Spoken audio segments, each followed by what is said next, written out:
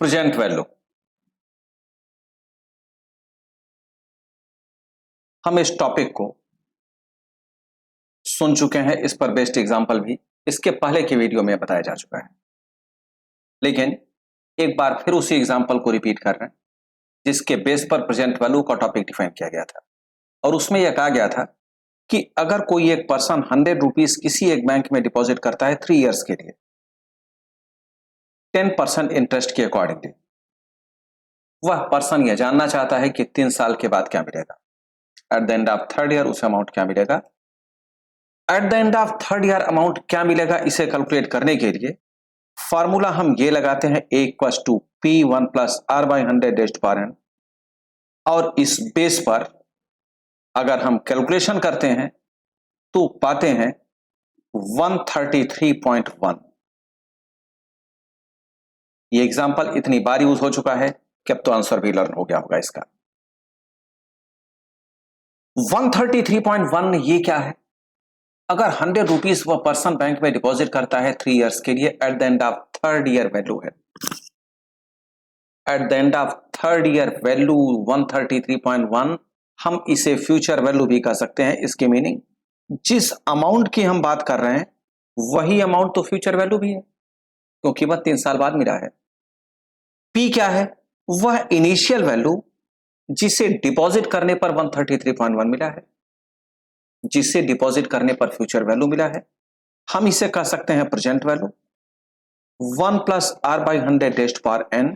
और इस फॉर्मूले को अगर हम सिंप्लीफाई करें तो इसका सिंपलेस्ट फॉर्म इस तरह से भी लिखा जा सकता है, जिसमें प्रेजेंट वैल्यू कैलकुलेट करने का फॉर्मूला मिला। Present value equals to future value 1 + R / 100 raised power n, ये डिवीजन फॉर्म में आ जाएगा। इसकी मीनिंग यह है कि अगर कहीं भी आपका फ्यूचर का टारगेट कोई भी फिक्स है तो उसे पाने के लिए आज कितना इन्वेस्टमेंट करना चाहिए कैलकुलेट किया जा सकता है। कोई एक पर्सन 3 साल बाद 133.1 रुपीज पाना चाहता है, आज उसके लिए कितना डिपॉजिट करना चाहिए कैलकुलेट किया जा सकता है। कोई एक पर्सन 4 साल बाद चार्टर्ड अकाउंटेंट बनना चाहता है, आज उसके लिए कितनी प्रिपरेशन होनी चाहिए कैलकुलेट किया जा सकता है। यह अलग बात है कि हम कैलकुलेट नहीं करेंगे क्योंकि ये कोई एक न्यूमेरिक वैल्यू नहीं है। कोई एक पर्सन 5 साल बाद 2 लाख रुपीज पाना चाहता है, आज उसके लिए कितना इन्वेस्टमेंट होना चाहिए वह कैलकुलेट कर सकता है, क्योंकि प्रेजेंट वैल्यू कैलकुलेट करने का ही यह फॉर्मूला है फ्यूचर के किसी की बेस पर। यह था सिंपल प्रेजेंट वैल्यू। इस सिंपल प्रेजेंट वैल्यू में हमने क्या देखा कि फ्यूचर वैल्यू का जो फॉर्मूला था हमने उसी फॉर्मूले को शिफ्ट कर दिया, चेंज कर दिया। Future value equals to present value 1 + R / 100 raised power n, and present value equals to future value 1 + R / 100 raised power n।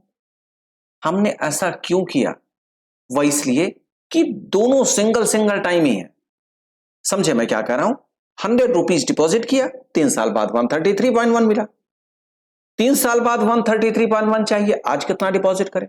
दोनों एक एक बार ही है। हम अब क्या कैलकुलेट करना चाहते हैं? हम कैलकुलेट करना चाहते हैं यहां present value of an annuity. Present value of an annuity हम ये कैलकुलेट करना चाहते हैं। आपके सिलेबस में पूरे मैथमेटिक्स बुक में जितने चैप्टर्स हैं और उसमें जितने टॉपिक्स हैं, उन सभी टॉपिक्स में से टफेस्ट टॉपिक इनमें से एक है ये मैं इसलिए नहीं कह रहा हूं कि इसमें इस टॉपिक को छोड़ दें, ये मैं इसलिए कह रहा हूं कि क्योंकि कॉन्सेंट्रेट करें, इससे अच्छी तरह से यह टॉपिक समझ में आ जाए। प्रेजेंट वैल्यू ऑफ एन्युटी क्या है? प्रेजेंट वैल्यू वर्ड तो समझ में आ गया, ठीक बात है। एन्युटी वर्ड हम पहले से जानते हैं। क्या जानते हैं एन्युटी के बारे में? एन्युटी में हम ये जानते हैं कि हम एवरी ईयर ट्रांजैक्शन करते हैं, इक्वल अमाउंट की करते हैं, और इससे अमाउंट की कैलकुलेट करने के लिए फॉर्मूला भी हम जानते हैं, A = P 1 + I raised power n - 1 / I। लेकिन जरा समझने वाली बात यह, ध्यान से समझें। 133.1 इस एग्जांपल को एक बार हम फिर लेते हैं। कई बार मैं कई एग्जांपल्स के बेस पर इस टॉपिक को क्लियर करने की कोशिश करूंगा। अगर आज आपसे कोई एक पर्सन कहता है कि 100 रुपीज मेरे से ले लो और 3 साल बाद मुझे 133.1 रुपीज दे देना, या कोई एक पर्सन कहता है कि आज मुझे 100 रुपीज दे दो, मुझे 3 साल बाद 133.1 रुपीज लगेगा। एक्चुअली इसकी मीनिंग एक ही है, आज जितना वह मेरे से ले रहा है 3 साल बाद उतना ही मुझे दे रहा है, क्योंकि 100 रुपीज की 3 साल बाद की वैल्यू 133.1 या 133.1 की आज की वैल्यू 100 है, दोनों में कोई डिफरेंस नहीं है। आज कोई 100 रुपीज कहता है, 3 साल बाद कोई 133.1 रुपीज कहता है, इस इन कंडीशन के अकॉर्डिंगली दोनों इक्वल बात है। अब ये तो सिंपल प्रेजेंट वैल्यू हुआ। प्रेजेंट वैल्यू ऑफ एन्युटी क्या कहता है? एवरी ईयर ट्रांजैक्शन के बेस पर एक पर्टिकुलर टाइम पीरियड के बाद जो पाएंगे उसी की आज की value, this is present value of an annuity. समझे मैं क्या कह रहा हूं? एवरी ईयर ट्रांजैक्शन के बेस पर एक पर्टिकुलर टाइम पीरियड के बाद जो पाएंगे उसी की आज की value, this is present value of annuity.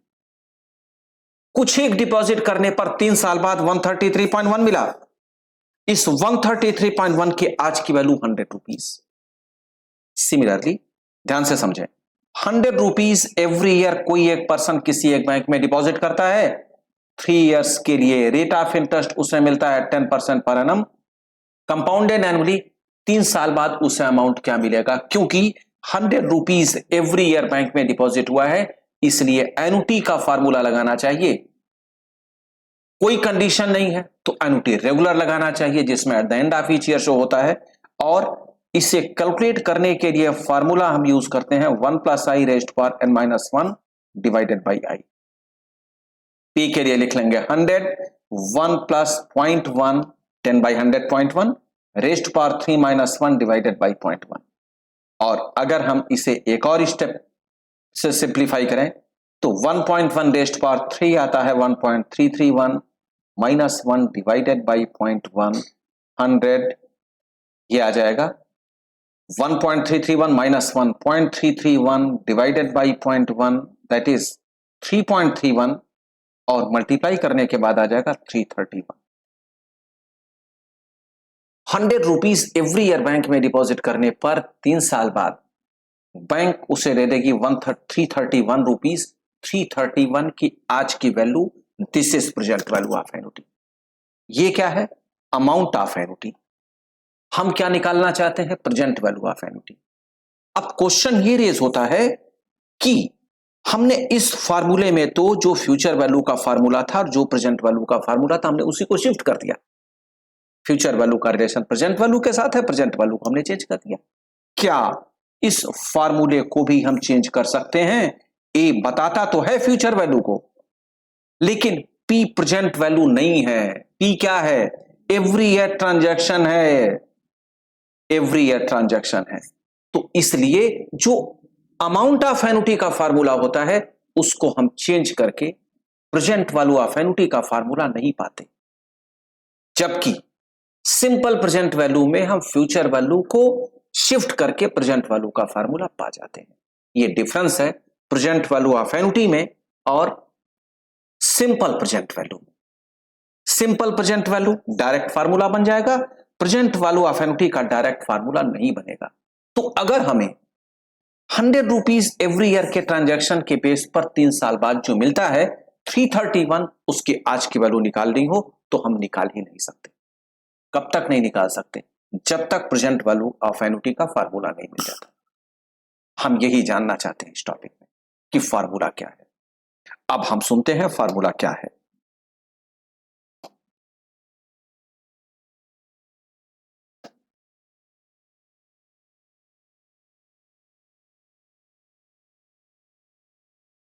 Present value of annuity,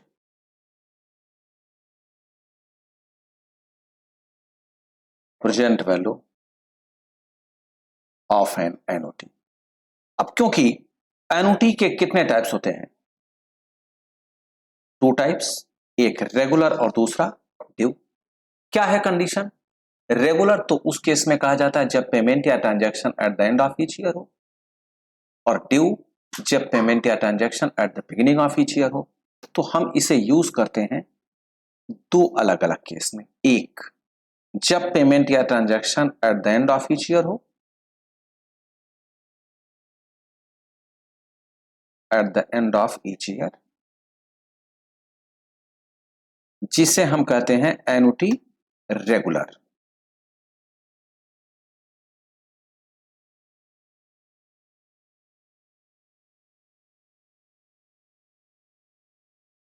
और दूसरा, जब पेमेंट या transaction at the beginning of each year हो,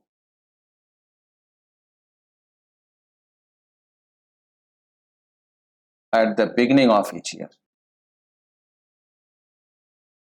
जिसे हम स्टार्टिंग फ्रॉम टुडे भी कहते हैं।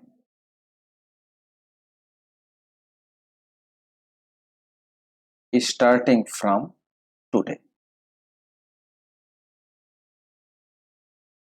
और हम इसे कहते हैं एन्युटी ड्यू।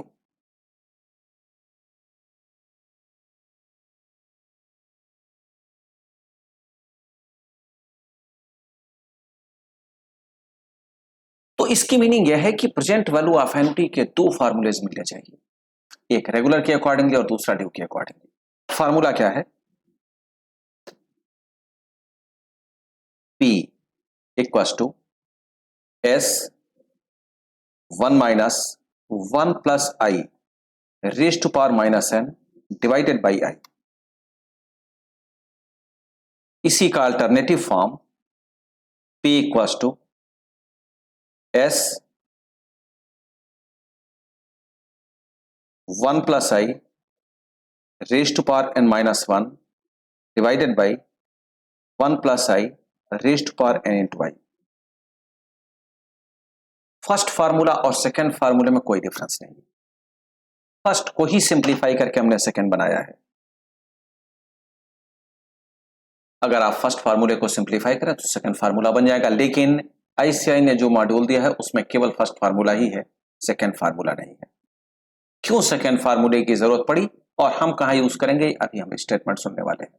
लेकिन उससे पहले ड्यू का फार्मूला देख लेते हैं। P equals to S 1 minus 1 plus I raised power minus n minus 1 divided by I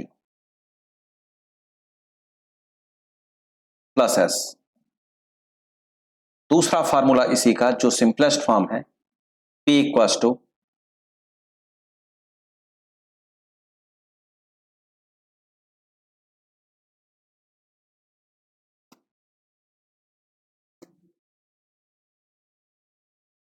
S 1 plus I raise to power n minus 1 minus 1 divided by 1 plus I raise to power n minus 1 into I plus S। इसमें कौन क्या है वह statement हम सुन लेते हैं। P यहां present value of annuity को बताता है, present value of an annuity. S ये बताता है per annum, each year, every year,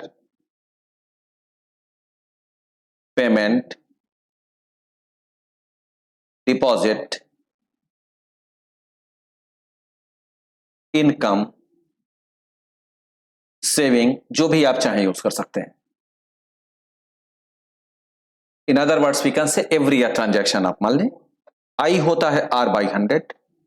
अगर किसी एग्जाम्पल में R की वैल्यू 5% गिवन है तो I के जगह पर आप लिखेंगे 5 बाई 100 दैट इज 0.05, यह हो जाएगा।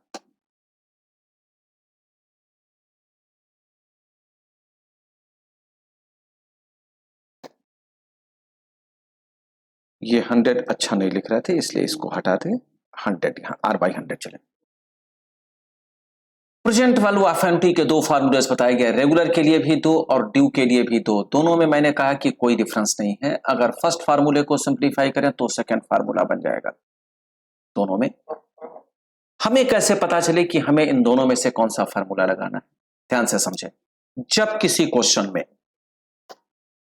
गिवन पावर निगेटिव साइन के साथ दिया गया हो तो हमें फर्स्ट फार्मूला ही लगाना चाहिए, और अगर किसी क्वेश्चन में गिवन पावर निगेटिव साइन के साथ गिवन नहीं है, in other words we can say calculator से कैलकुलेट करना हो तो हमें सेकंड फार्मूला लगाना चाहिए।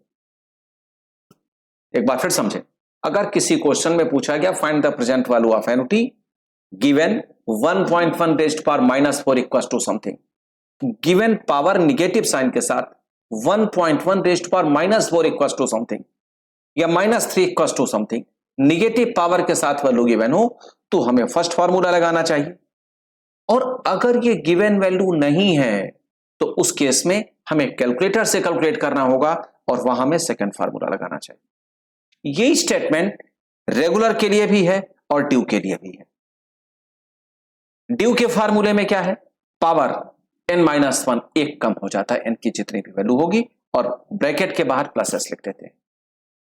अमाउंट ऑफ एन्युटी में फार्मूला यूज हो रहा था A equals to P, P represent करता था per annum every year each year transaction, present value of annuity में वह S को डिनोट करता है। P present value of annuity में प्रेजेंट वैल्यू ऑफ एन्युटी को ही डिफाइन करता है। तो वर्ड्स जो नोटेशंस हैं इसको आप ध्यान दें और उसी के अकॉर्डिंगली फार्मूलेज यूज करना सीखें। तो इसके पहले के एग्जांपल में मैंने क्या कहा, मैंने ये कहा कि अगर 100 रुपीज एवरी ईयर कोई कहीं भी डिपॉजिट करता है 3 इयर्स के लिए, रेट आपको 10% मिलता है। 3 साल बाद जो मिलेगा उसकी आज की वैल्यू को हम प्रेजेंट वैल्यू ऑफ एन्युटी कहेंगे। अब एन्युटी के 2 टाइप्स बता दिए गए, रेगुलर ड्यू, फार्मूलेज आपको बता दिए गए। मैंने ये भी आपको बता रखा है कि अगर किसी क्वेश्चन में केवल एवरी ईयर की बात हो रही है तो रेगुलर ही माना जाता है। तो अब अगर हम इसी एग्जांपल को कैलकुलेट करें, 331 की आज की वैल्यू क्या होनी चाहिए, तो हमें प्रेजेंट वैल्यू ऑफ एन्युटी का फार्मूला लगाना चाहिए। जरा देखें, क्योंकि वैल्यू गिवन नहीं है पावर की तो सेकेंड फार्मूला लगाएंगे। यहां मैं आपको बता रहा हूं, देखें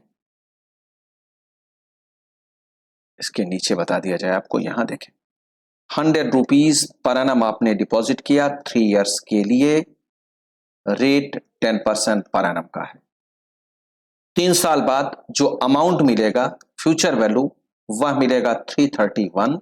इस 331 की आज की वैल्यू क्या होनी चाहिए, हमने इसे कैलकुलेट किया, सेकेंड फार्मूला लगाया ये 1 + i रेज्ड पावर n-1, क्योंकि रेगुलर का फार्मूला यही है, इनटू 0.1, s के जगह पर 100 क्योंकि यही s एवरी ईयर ट्रांजैक्शन को बताता है, 1 + 0.1 raised power 3 -1 divided by 1.1, 1 + 0.1 raised power 3 into 0.1, 1.1 raised power 3 ये आता है 1.331 -1 divided by 1.331 into 0.1, 100 0.331 divided by 0.1331,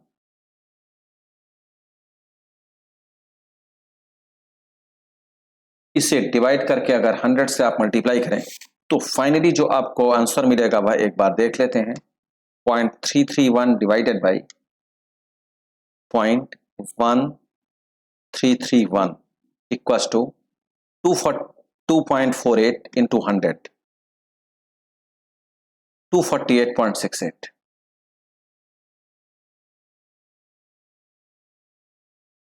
three 331 की आज की वैल्यू है 248.86। मैं आपको यही बताना चाहता था। अब जरा ध्यान से समझें, 100 रुपीज एवरी ईयर अगर कोई पर्सन 3 इयर्स के लिए डिपॉजिट करता है तो 3 साल बाद कोई 331 रुपीज ले ले या उसके जगह पर आज 248.86 रुपीज ले ले, दोनों इक्वल बात है, दोनों की मीनिंग एक ही है। एक बार फिर समझे मैं क्या कह रहा हूं, अगर कोई पर्सन ये कहता है आपसे कि भाई 100 रुपीज एवरी ईयर तो मुझे देना 3 इयर्स के लिए, इसके जगह पर मेरे से 3 साल बाद तुम 331 रुपीज ले लो, या तुम 100 रुपीज एवरी ईयर देते रहना 3 साल तक, लेकिन उसके जगह पर आज ही तुम मेरे से 248 रुपीज ले लो। 100 रुपीज तुम देते रहना, आज ही मेरे से 248 रुपीज ले लो, या 3 साल बाद 331 रुपीज लेना, बात एक ही है। क्योंकि एवरी ईयर ट्रांजैक्शन के केस में जो 3 साल बाद की वैल्यू है उसी की आज की वैल्यू को ही तो प्रेजेंट वैल्यू ऑफ एन्युटी कहा जाता है, जो इस एग्जांपल के अकॉर्डिंगली हमने कैलकुलेट कर लिया 248 मिला, और इसके लिए एक नया फार्मूला हमारे पास मिल गया प्रेजेंट वैल्यू ऑफ एन्युटी। तो मैंने आपको क्या क्या बताया ये पहले कि हम सिंपल प्रेजेंट वैल्यू और प्रेजेंट वैल्यू ऑफ एन्युटी में डिफरेंस क्या है। सिंपल प्रेजेंट वैल्यू में एक ही बार ट्रांजैक्शन होता है, और सिंपल प्रेजेंट वैल्यू को कैलकुलेट करने के लिए जो फ्यूचर वैल्यू का फार्मूला उसी को चेंज कर देते हैं। अब आते हैं प्रेजेंट वैल्यू ऑफ एन्युटी पर। ये क्या है? एवरी ईयर ट्रांजैक्शन के बेस पर एक पर्टिकुलर टाइम पीरियड के बाद जो मिलेगा उसी की आज की value, this is present value of annuity. इसमें हम शिफ्ट नहीं कर सकते फार्मूला, इसमें हमें नए फार्मूले की जरूरत पड़ती है। वह नया फार्मूला ये मिला हमें, रेगुलर के अकॉर्डिंगली भी मिला और ड्यू के अकॉर्डिंगली भी मिला, दो मिले। जब हमें कैलकुलेटर से कैलकुलेट करना हो तो सेकंड फार्मूला लगाएं, रेगुलर या ड्यू चेक करने के बाद, और अगर हमें वैल्यू गिवन हो पावर निगेटिव साइन के साथ तो हमें फर्स्ट फार्मूला लगाना चाहिए, जिसका एग्जांपल अभी हम देखेंगे।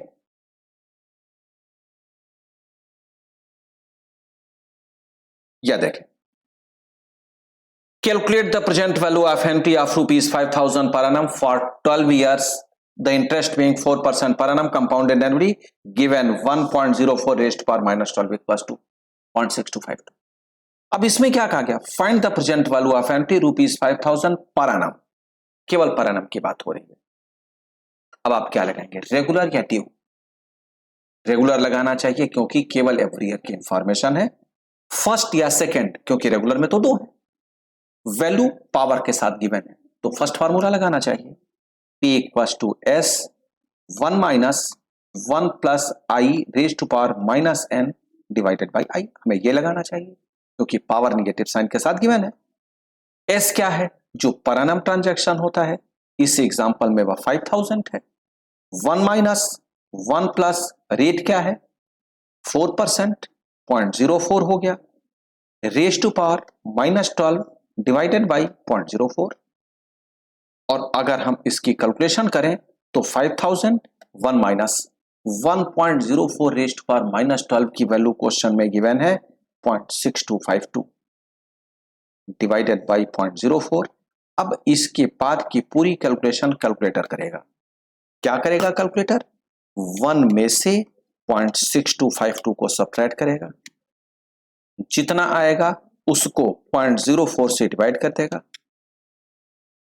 जितना आएगा उसको 5000 से मल्टीप्लाई कर देगा, जो आएगा वही आंसर हो जाएगा 46850।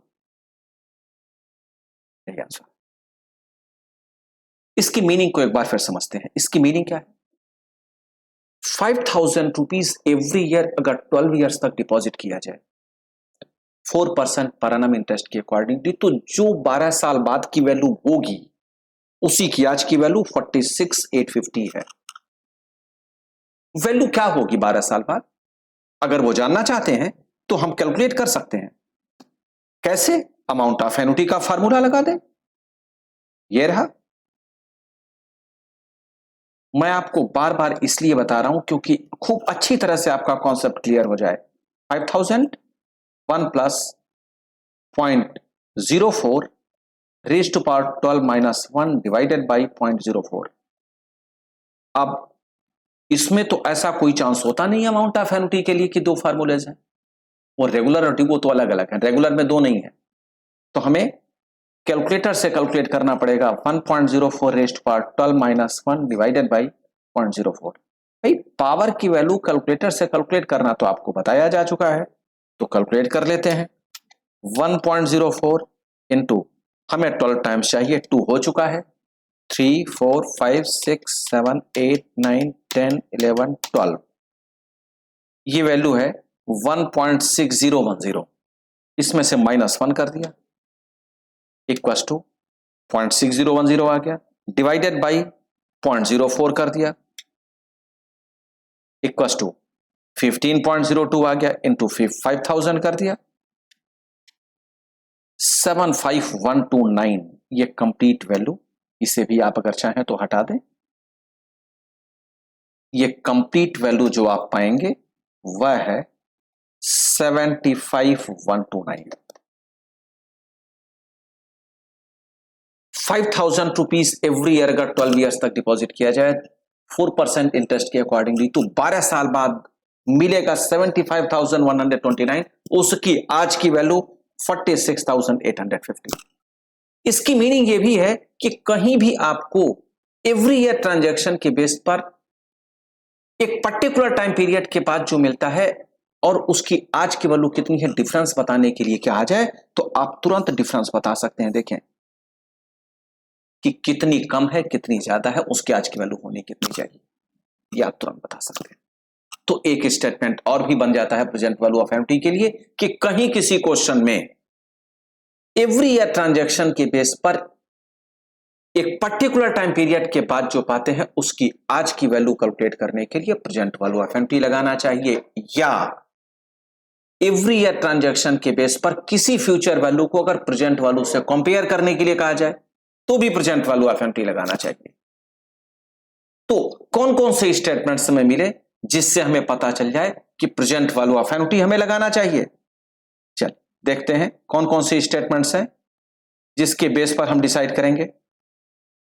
पहला स्टेटमेंट, अगर किसी क्वेश्चन में डायरेक्ट हमसे प्रेजेंट वैल्यू ऑफ एनटी ही पूछ लिया जाए, कुछ सोचने की जरूरत ही नहीं है, प्रेजेंट वैल्यू ऑफ एनटी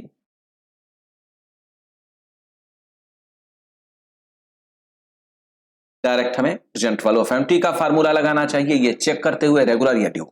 दूसरा, एवरी ईयर ट्रांजैक्शन के केस में इन case of every year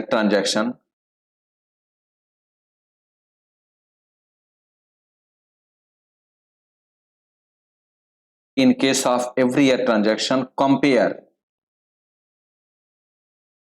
future value with present value, वहां भी हमें प्रेजेंट वैल्यू ऑफ एनटी का लगाना चाहिए। तीसरा स्टेप, अगर किसी क्वेश्चन में given value power negative sign के साथ दी जाए, in case of given value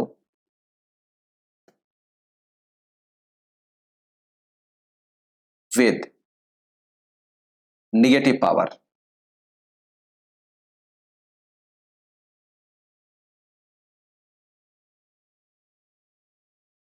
fourth, ये 95% केस में स्टेटमेंट डिफाइन हो पाता है प्रेजेंट वैल्यू ऑफ एनटी के।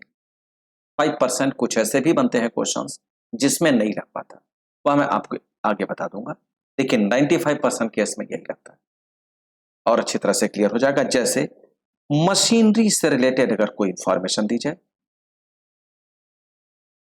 हाउस प्राइस से इंफॉर्मेशन दिया जाए, लोन अमाउंट, अगर इन सभी से रिलेटेड इंफॉर्मेशन दी जाए तो हमें प्रेजेंट वैल्यू ऑफ एनटी लगाना चाहिए। ये 4 स्टेटमेंट्स हमें मिले जिसमें प्रेजेंट वैल्यू ऑफ एनटी लगाना चाहिए। जैसे कोई एक लोन अमाउंट ले लिया गया, उसका प्रीमियम है, तो लोन अमाउंट की वैल्यू क्या होगी। एग्जांपल्स ऐसे मिलेंगे, हाउस प्राइस है, किसी ने 25 लाख का लोन ले लिया और कुछ प्रीमियम पे कर रहा है, तो उसके अकॉर्डिंगली जो वैल्यू बननी चाहिए वह क्या होगी। ऐसे एग्जांपल्स अभी आपको मिलेंगे और अच्छी तरह से कॉन्सेप्ट क्लियर हो जाएगा, लेकिन अभी तुरंत के लिए और एक ही स्टेटमेंट लग रखें, प्रेजेंट वैल्यू ऑफ एनटी में एवरी ईयर ट्रांजैक्शन होना ही चाहिए। जैसा मैंने कहा, कंपेयर के लिए 2 टॉपिक्स ऐसे होते हैं जिसमें आपको प्रेजेंट वैल्यू ऑफ एनटी ही लगाना है, और वह दोनों टॉपिक्स हैं लीजिंग और कैपिटल एक्सपेंडिचर। क्यों, अभी पता चल जाएगा एक एग्जांपल के थ्रू। लीजिंग,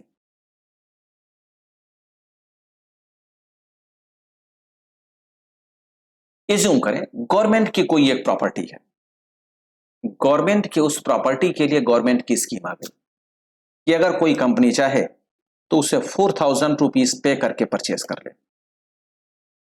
या अगर कोई कंपनी चाहे तो 1,250 रुपीज पर एनम पे करके 4 इयर्स के लिए उसे लीज पर ले ले। गवर्नमेंट के किस प्रपोजल को कंपनी को एक्सेप्ट करना चाहिए और क्यों, समझे जरा क्वेश्चन में क्या करना। एक कोई गवर्नमेंट की प्रॉपर्टी है, इस प्रॉपर्टी के लिए गवर्नमेंट की स्कीम आ गई, कि अगर कोई चाहे तो इस प्रॉपर्टी को 4 इयर्स के लिए परचेज कर ले 4000 रुपीज पे करके। ध्यान दें 4 साल बाद फिर यह प्रॉपर्टी गवर्नमेंट को ट्रांसफर हो जाएगी, कोई सेल नहीं कर सकता इसे। या 1250 रुपीज एवरी ईयर पे करके 4 इयर्स के लिए लीज पर ले ले। गवर्नमेंट के किस प्रपोजल को कंपनी को एक्सेप्ट करना चाहिए, परचेजिंग और लीजिंग? कोई कंपनी क्या चाहेगी, या हम क्या जानना चाहते हैं, या हम क्या करते हैं? जिसमें कम पैसे लगने होते उसी को हम प्रीफर करते हैं, क्योंकि 4 इयर्स तक तो हमें ऐसे भी यूज करना है, लीज पर ले लें तब भी, परचेज कर लें तब भी, 4 साल बाद प्रॉपर्टी ट्रांसफर हो जाएगी गवर्नमेंट को। हम क्या कैलकुलेट करेंगे, 1250 के रेट से 4 साल बाद की वैल्यू क्या बनेगी, और उस वैल्यू की क्या निकालेंगे हम, उसकी आज की value, this is present value. और इस प्रेजेंट वैल्यू को किससे कंपेयर कर लेंगे, 4000 से।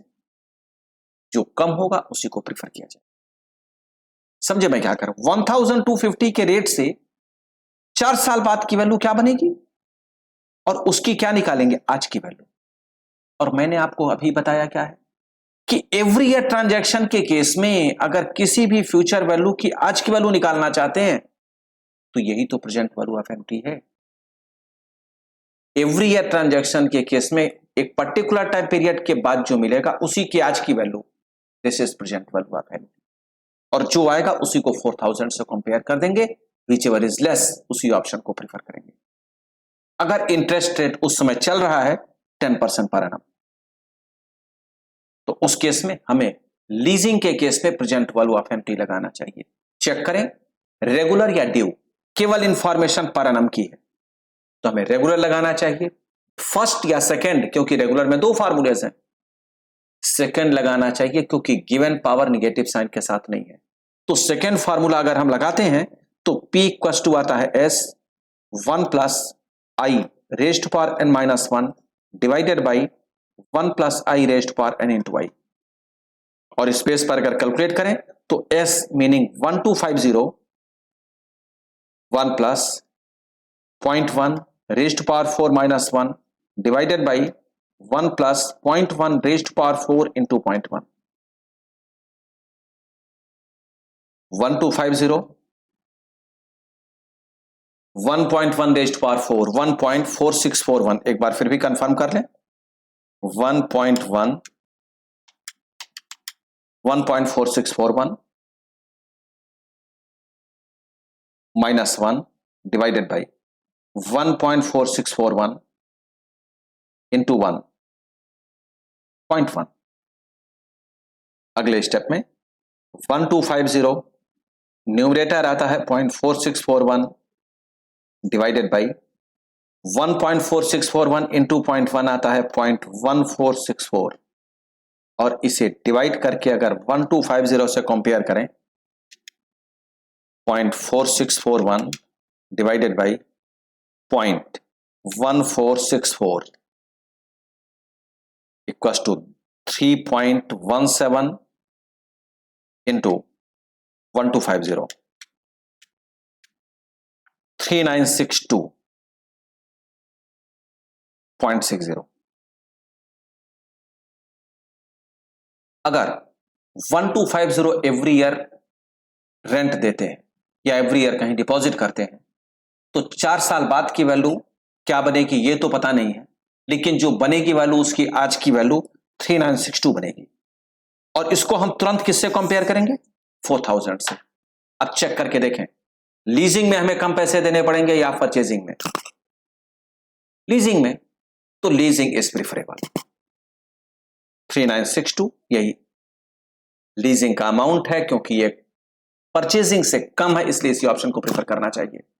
अब कुछ स्टूडेंट्स हो सकता है अपने से कंफ्यूज कर रहे हो कि भाई 1250 के रेट से पर एनम के बेस पर फ्यूचर वैल्यू और उसकी आज की वैल्यू, भाई 1250 के बेस पर 10% इंटरेस्ट के अकॉर्डिंगली 4 साल की बाद की वैल्यू कुछ और होगी।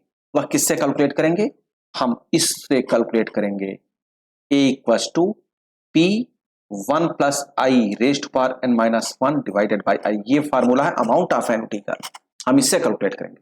लेकिन हमें क्या निकालना था, जो बनेगा फ्यूचर वैल्यू में उसकी आज की वैल्यू निकालनी है हमें।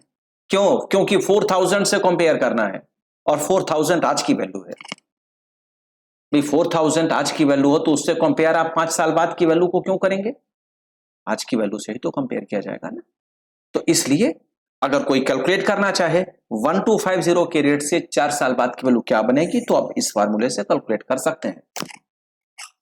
ये था लीजिंग। या आप एक ट्रिक लर्न रखें कि लीजिंग से रिलेटेड अगर कोई क्वेश्चन दिया जाता है तो उसमें प्रेजेंट वैल्यू आप एनुटी ही लगना चाहिए। नेक्स्ट टॉपिक इसी से रिलेटेड है, वह कैपिटल एक्सपेंडिचर। कैपिटल एक्सपेंडिचर क्या है? इस टॉपिक में एक एग्जांपल समझें, उसके बाद तब क्वेश्चन देखते हैं। इज्यूम करें कोई एक बिजनेसमैन है जिसे कोई एक मशीन परचेज करनी है, वह किसी शॉप पर जाता है। शॉपकीपर ने उससे कहा कि 50,000 रुपीज की एक मशीन है मेरे पास,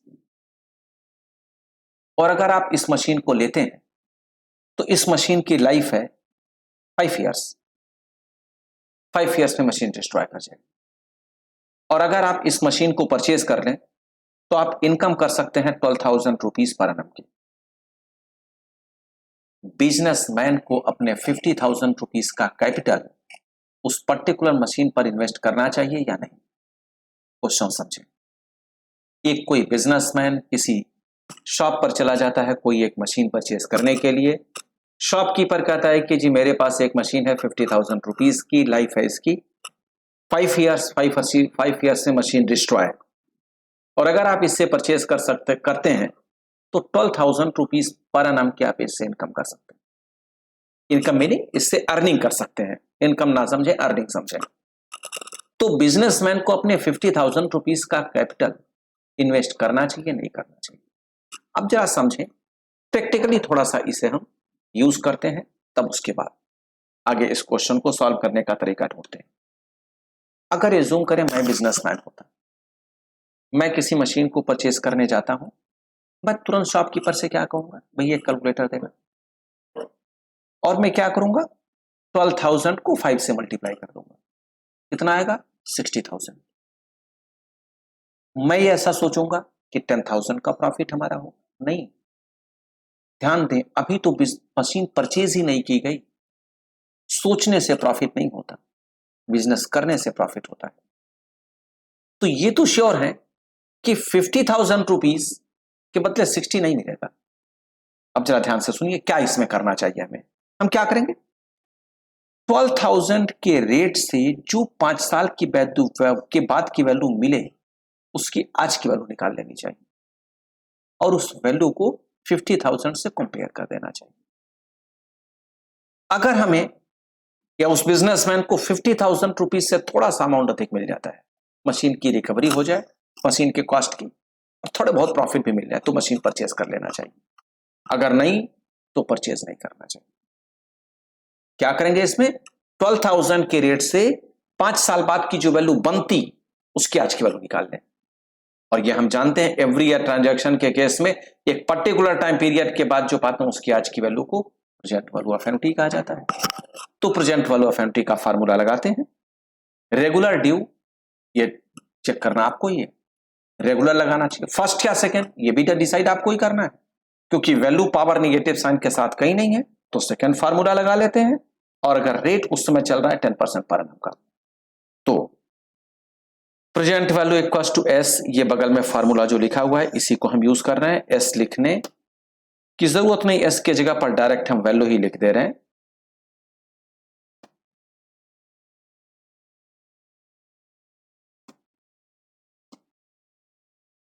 तो एस के जगह पर आ गया 12,000, 1 plus 0.1 raised power 5 minus 1 divided by 1 plus 0.1 raised power 5 into 0.1।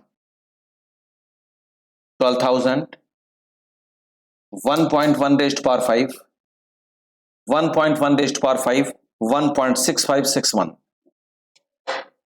1.1 1.6105 आएगा, 1.6105 एक बार आप सभी कैलकुलेटर से चेक कर लेंगे। 0.1 यह आ जाएगा 12,000.6105 डिवाइडेड बाई 0.1610, और अगर हम इसे सिंप्लीफाई करें डिवाइडेड बाई 0.1610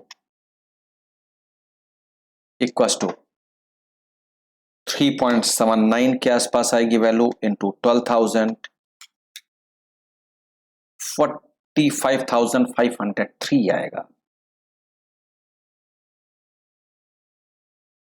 12,000 पर एनम के बेस पर 5 साल बाद की वैल्यू तो कुछ और होगी, लेकिन 12,000 के रेट से 5 साल बाद की जो वैल्यू बनेगी उसकी आज की वैल्यू तो इतनी होगी 45,503। और फिर इसको तुरंत किससे कंपेयर किया जाएगा? इसको हम तुरंत कंपेयर करेंगे 50,000 से और चेक करेंगे कि इसमें क्या मशीन की हमारी कॉस्ट निकल पा रही है। भाई 45,503 रुपीज हमें मिलेंगे, मशीन की कॉस्ट है 50,000, तो पता ये चलेगा कि मशीन की कॉस्ट भी नहीं निकल पाएगी। तो क्या मशीन परचेज करना चाहिए? Should not be purchased. और अगर ये जो वैल्यू है 45,503 इसकी वैल्यू 50,000 से अधिक होती तो शुड बी परचेज्ड। तीसरा ऑप्शन होता कांट से। अब कांट से किस केस में? अगर ये कैलकुलेटेड वैल्यू 50,000 ही आ जाए तो भाई मशीन की कॉस्ट भी 50,000 है और इनकम भी हो जाएगी 50,000 की सब कुछ निकालने के बाद, तो कांट से। अब कुछ नहीं कर सकते, ये बिजनेसमैन का डिस्क्रिशन है, परचेस करे या ना करे उसकी मर्जी। अब जरा सुनते हैं एक अगला स्टेटमेंट। ऐसा कैसे हो गया 45,503? आप में से बहुत सारे स्टूडेंट्स ये सोच रहे होंगे प्रैक्टिकल लाइफ में क्या है प्रेजेंट वैल्यू ऑफ एफएमटी का, जरा समझें। जब कोई बिजनेसमैन कोई एक मशीन परचेस करता है तो 5 साल तक, अगर हम इस एग्जांपल को लेते हैं, 5 साल तक उस मशीन का मेंटेनेंस कौन देगा? बिजनेसमैन देगा। 5 साल तक उस पर जो वर्कर काम करेंगे उनकी सैलरी कौन देगा? बिजनेसमैन देगा। 5 साल तक जो मशीनरी का जो मेंटेनेंस होगा, जो डिप्रिसिएशन होगा, वो भी कौन बियर करेगा? बिजनेसमैन बियर करेगा। ये 3 एक्सपेंसेस हैं जो बिजनेसमैन बियर करने वाला है, और इसीलिए जो 45,503 की वैल्यू हमें मिला है वो सब कुछ निकालने के बाद मिला है। 12,000 इनकम हमारी होगी, 12,000 पर एनम की इनकम है हमारी, 5 इयर्स के तक होगी, 60,000 से ऊपर की कहीं हमारी वैल्यू होगी, लेकिन हम 5 साल तक सारे खर्चे भी तो बियर करेंगे। उस सारे खर्चे निकालकर नेट वैल्यू जो हमारे पास बनेगी वो कितनी बनेगी? 45,503। और जब हम मशीन के कॉस्ट से कंपेयर करेंगे तो पता ये चलेगा कि हमारी वो वैल्यू कम हो जाएगी। ये प्रैक्टिकल लाइफ में यूज है प्रेजेंट वैल्यू ऑफ एनटी का। अदरवाइज अगर हम प्रेजेंट वैल्यू ऑफ एनटी का फार्मूला नहीं जानते, नहीं लगा पाते, और हमें इस क्वेश्चन को सॉल्व करके उस बिजनेसमैन की हेल्प करने के लिए कहा गया होता तो क्या होता? तो हम अलग से डिप्रिसिएशन कैलकुलेट करते, अलग से वर्कर की सैलरी निकालते, अलग से उस मशीन पर जो वर्कर काम करते, जो मशीन का मेंटेनेंस होता वो अलग निकालते। मेंटेनेंस अलग है, डिप्रिसिएशन अलग है। Depreciation meaning value every day जो डिक्रीज करेगी उस मशीन की। तो ये तीनों अलग अलग निकालकर फिर हमें डिडक्ट करना पड़ता है। प्रेजेंट वैल्यू ऑफ एनटी का बेनिफिट ये है कि आपको अलग से कुछ निकालने की जरूरत नहीं, सब कुछ निकालने के बाद नेट वैल्यू एग्जैक्ट ये कैलकुलेट करके बता देगा 45,500, और कंपेयर करने के बाद डिसाइड करेंगे कि हमें मशीन को परचेज नहीं करना चाहिए। मैंने आपको जो वर्ड्स बताए वो क्या बताए कि प्रेजेंट वैल्यू ऑफ एनटी से डिफर क्यों है। दूसरा, हम कब और किस केस में इसे लगाएंगे।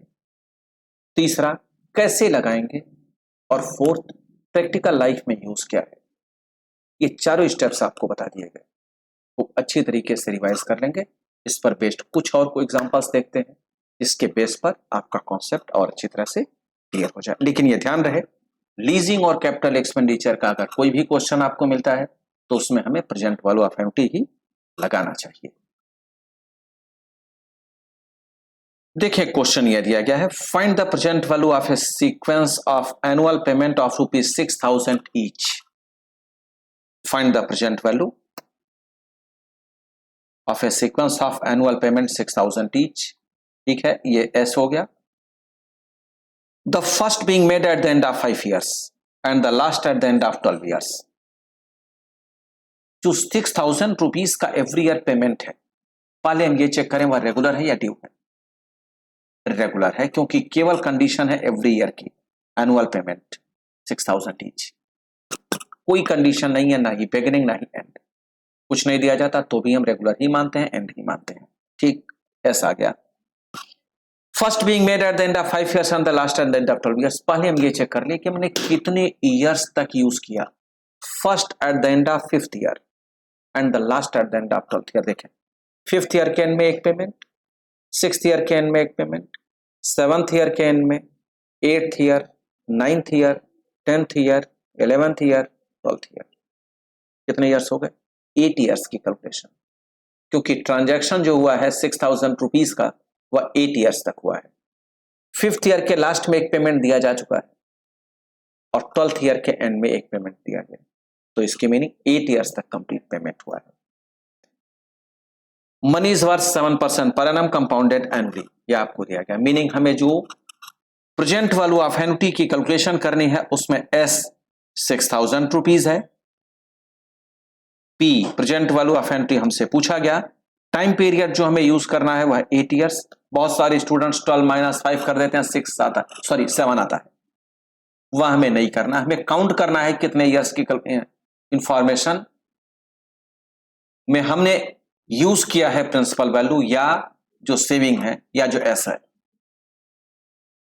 रेट ऑफ इंटरेस्ट देख लें, आर की वैल्यू क्योंकि 7 है तो यहां आई की वैल्यू 7/100 दैट इज 0.07 यूज हो जाएगा। कैलकुलेशन करने के लिए क्योंकि पावर गिवन नेगेटिव साइन के साथ है, रेगुलर का फर्स्ट फार्मूला ही हमें लगाना चाहिए, तो P equals to S 1 - 1 + I raise to power -8 divided by I।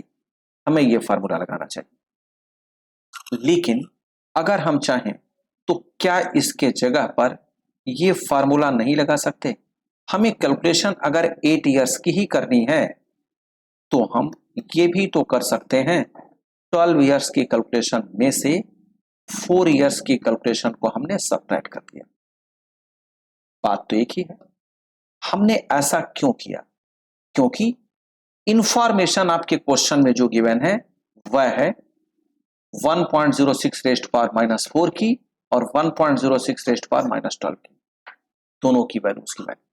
अगर ये वैल्यूज नहीं दिए गए होते तो हम ये स्टेप कभी भी अप्लाई नहीं करते। हमने केवल इसलिए यूज किया है क्योंकि ये वैल्यूज की वैल्यू है। यूज कर लेते हैं। एस 1 - 1 प्लस रेट है 0.07, तो 1.07 raise to power -12 divided by 0.07, 1 - 1.07 raise to power -4 divided by 0.07। S के जगह पर आप वैल्यू लिख लें। एस के जगह पर क्या है? 5000।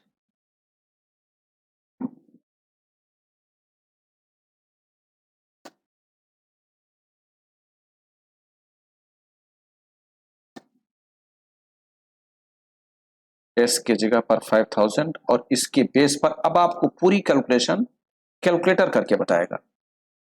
1.07 रेज़ टू पावर -12 की वैल्यू, अच्छा ये 6 की वैल्यू दी गई है। एक काम करते हैं, इसमें रेट ऑफ इंटरेस्ट को चेंज कर देते हैं क्वेश्चन में। ये 6% है, यह है 6% पर एनम कंपाउंडेड एनुअली, तो ये हो जाएगा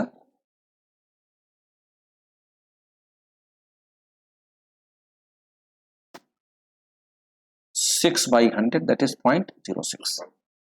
वैल्यू जो गिवन हुआ 0.06 की है, इसलिए हमने यह कर लिया। यहां भी कर लें, इससे भी ये 6 हो गया, ये भी 6 हो गया, ये भी 6, ये भी 6। जो वैल्यू होगा वह क्वेश्चन में दिया जाएगा। 1 माइनस 1.06 रेस्ट पावर माइनस 12, तो 1 माइनस 0.4971 कर लेंगे। 1 माइनस 0.4971 इक्वल्स टू आ जाएगा 0.5029 डिवाइडेड बाई 0.06 इक्वल्स टू 8.3816 या 8.3816 माइनस दूसरी वैल्यू को भी कैलकुलेट कर लेते हैं। 1 माइनस 1.06 रेस्ट पावर माइनस 4 की वैल्यू गिवन है 0.7921, तो 1 माइनस 0.7921 इक्वल्स टू ये आया डिवाइडेड बाई 0.06 इक्वल्स टू 3.465।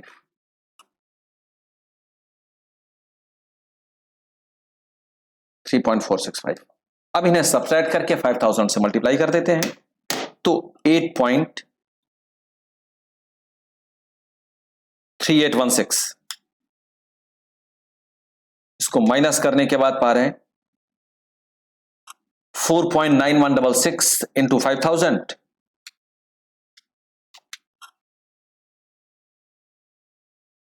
24583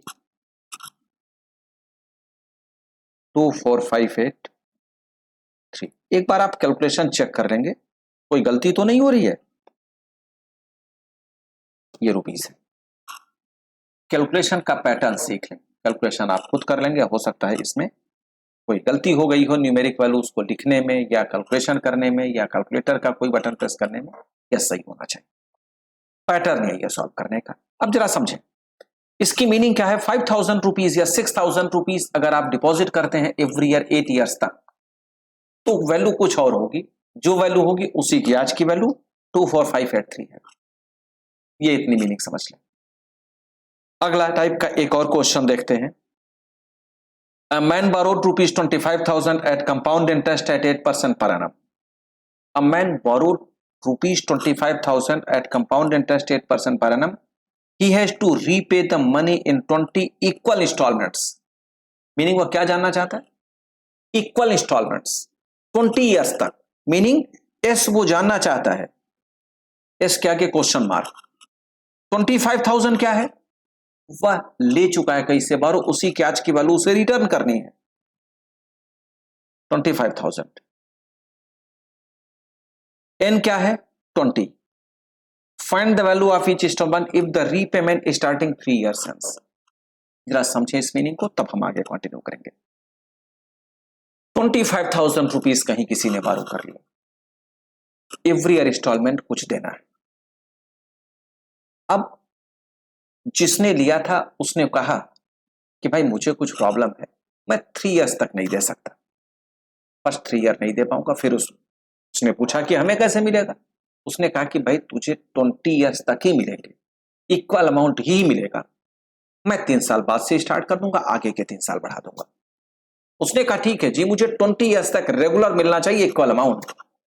देने वाले ने कहा ठीक है भाई, मैं तुझे उतना ही दूंगा, इक्वल अमाउंट ही दूंगा, लेकिन रिक्वेस्ट है 3 साल तक मैं नहीं दे पाऊंगा, इसमें तू मेरा कोई इंटरेस्ट मत लगा।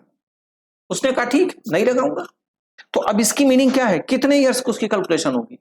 कैलकुलेशन 20 ईयर्स तक ही होगी। डिफरेंस क्या 3 साल बाद से होगी, तो क्या फर्क पड़ता है। ये स्टेटमेंट केवल कंफ्यूज करने के लिए है। तो अब आई की वैल्यू अब चेक कर लेते हैं। आई इक्वल टू है 8/100 दैट इज 0.08। तो अब अगर हम present value of annuity regular या ड्यू चेक कर ले, इक्वल अमाउंट रेगुलर, क्योंकि कोई कंडीशन गिवन नहीं है। रेगुलर में 2 हैं, फर्स्ट क्या सेकंड, क्योंकि वैल्यू पावर निगेटिव साइन के साथ गिवन है। फर्स्ट फॉर्मूला लगाना चाहिए, P equal to S 1 minus 1 plus I raise to power -20 divided by I. लेकिन अगर हम चाहें तो क्या इस वैल्यू को ये नहीं लिख सकते हैं? 1 minus 1 plus I raise to power -22 divided by I minus 1 minus 1 plus I raise to power -2 divided by I. बात तो एक ही है। 22 ईयर्स की कैलकुलेशन में से 2 ईयर्स की कैलकुलेशन सब्ट्रैक्ट कर दें, आंसर मिल जाएगा। हमने ऐसा केवल इसलिए किया है क्योंकि वैल्यू दोनों की गिवन है, 2 की भी और 22 की। अगर ये नहीं दिया जाता तो हम 20 ईयर्स की कैलकुलेशन कर रहे होते, और अगर पावर भी नहीं दिया जाता नेगेटिव साइन के साथ तो कैलकुलेटर से कैलकुलेट कर रहे होते।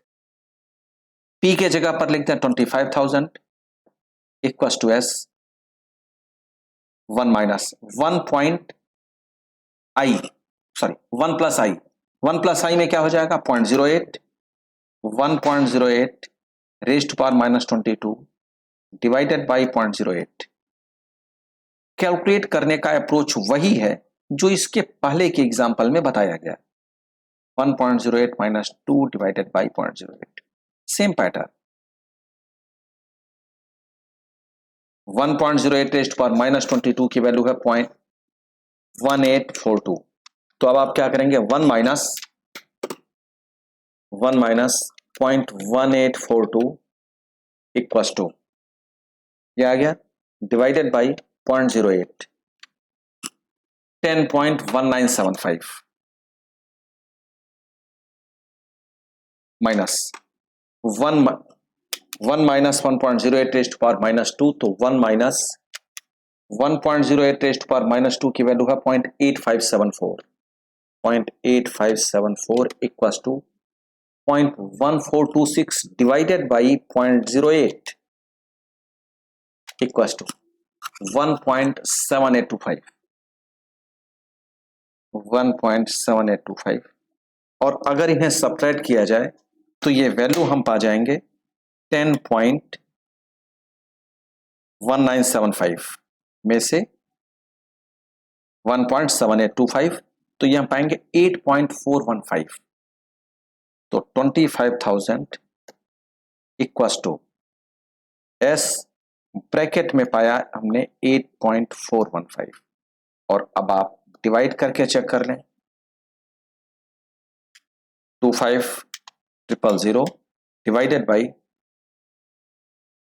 8.415 इक्वल टू 2970.88। कैलकुलेटर से कैलकुलेट करने में एक बार आप चेक कर लेंगे, कैलकुलेशन अच्छी तरीके से, पैटर्न मैं आपको बताने की कोशिश कर रहा हूं। एक और एग्जांपल इसे भी देखें, what equivalent payment made at the beginning of each month for 8 years will pay for house price of 5 lakhs if money is worth 12% per annum compounded monthly house price. अभी थोड़ी देर पहले मैंने कहा कि हाउस प्राइस, लोन अमाउंट या machinery से related अगर information दी जाती है तो प्रेजेंट वैल्यू ऑफ एमटी ही लगाना चाहिए, या एक दूसरा तरीका यह भी है कि जो वैल्यू माइनस पावर के साथ दिए जाए तब भी प्रेजेंट वैल्यू ऑफ एमटी ही लगाते हैं। तो प्रेजेंट वैल्यू ऑफ एमटी लगाते हैं, लेकिन इसमें कहा गया eight the beginning of each month, meaning due लगाना चाहिए। ड्यू में भी दो हैं, फर्स्ट या सेकेंड, फर्स्ट क्योंकि वैल्यू गिवन है। तो ड्यू के लिए फार्मूला हम पहले लिखते हैं, ड्यू का फार्मूला है 1 minus 1 plus I raise to power minus n minus 1 divided by I plus S. अब जरा देखते हैं क्या क्या है, क्या पूछा गया है, S per annum what equivalent payment made at the beginning of each month, S पूछा गया। पी की वैल्यू गिवन है 5 लाख, 5 के आगे 5 टाइम्स 0, रेट है 12% मंथली, तो मंथली में क्या करेंगे 12 इंटू 100 से डिवाइड कर देंगे, यह आ जाएगा 0.01। एन कितना होगा, एन होगा, टाइम पीरियड 8 ईयर्स दिया गया है तो 80 टू 12 जो हो जाएगा 96। तो अब आप पी के जगह पर लिखेंगे 5 lakh equal to S 1 minus 1 plus 0.01 raise to power, जरा देखें ध्यान से, माइनस एन के जगह पर आप लिखेंगे 96 माइनस 1 होल डिवाइडेड बाई 0.01 और ब्रैकेट के बाहर ले आप लिख लेंगे एस। अगले स्टेप में 5 lakh equal to S 1 minus 1.01 raise to power -95 हो जाएगा, डिवाइडेड बाई 0.01 प्लस एस। अगले स्टेप में 5 lakh equals to S, 1.01 raise to power -95 की वैल्यू क्वेश्चन में गिवन है, 1 minus 0.3904 divided by 0.01 plus S. और अगर आप इसे कैलकुलेट करें तो 1 minus 0.3904, 1 minus 0.3904 equals to 0.6096 divided by 0.01 equals to 60.96। तो ये हो जाएगा 5 lakh equals to S 60.96 plus S, meaning 60.96 S plus S, एक ऐसा और। तो ये हो जाएगा 5 लाख इक्वल्स टू 61.96 एस। और जब आप एस की कैलकुलेशन करेंगे तो हो जाएगा 5 लाख। फुल एक्सप्लेनेशन मैंने किया है जिससे समझना आसान हो जाए। 5 लाख डिवाइडेड बाई 61.96, एक बार इसे देखें, 5 lakh divided by 61.96 equals to 8069, 8069.72। Every year अगर ये डिपॉजिट करते रहे तो जो 5 लाख के हाउस प्राइस है उसका इक्वल इंस्टॉलमेंट, ये था present value of and with leasing and capital expenditure.